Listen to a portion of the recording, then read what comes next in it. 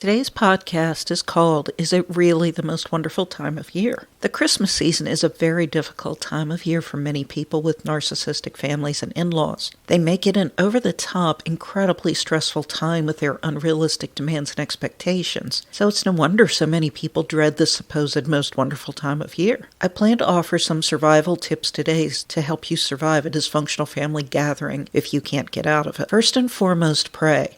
Ask God to give you strength, wisdom, courage, and anything else you can think of that you may need. Ask Him to guide your words, too. I can't stress enough how important prayer is at any time, but in particular regarding dealing with narcissists. Remember, you aren't dealing with normal, functional people. You're dealing with people who have unrealistic expectations that no one can possibly meet. When you let them down, and you will, remind yourself of this. The inevitable guilt trips and shaming will follow, but if you remember that their expectations are designed so others will fail as a way to hurt and control, it helps you to reject that guilt and shaming. Also remember why this get-together is so important. It's not about enjoying time together with loved ones and celebrating a special day. It's about appearances and portraying the family as a happy, functional family. When you see family members getting along well, remember that it's just an illusion to create narcissistic supply. Another important thing to remember is narcissists use gifts as one more tool to manipulate and control others.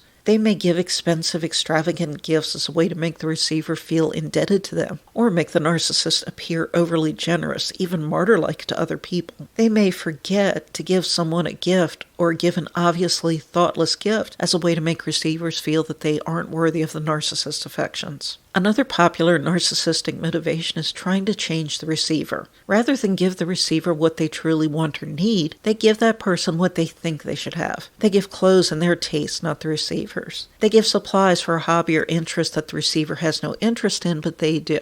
This has happened to me. I foolishly told my mother-in-law I hated to cook a couple of months before Christmas one year. I knew she and her daughters loved to cook, but naively thought it wasn't important I didn't share this quality with them. For Christmas, my mother-in-law and both sisters-in-law gave me all kinds of cooking items like food, cookbooks, dishes, and utensils. Clearly, this was supposed to spark a newfound love of cooking in me. It failed, and I threw away or gave away everything. When a narcissist gives you a gift, you can be sure that one of the motives I just mentioned is in play. If you can remember that, it helps make receiving their awful gifts a bit easier. You won't feel guilty for giving away or throwing out what they gave you when you know the motives behind that gift were bad. If you are in the bad position of being forced to deal with a narcissist around Christmas, prioritize yourself. Set boundaries and stick to them. Only spend a couple of hours with a narcissist instead of all day. Remember the gray rock method.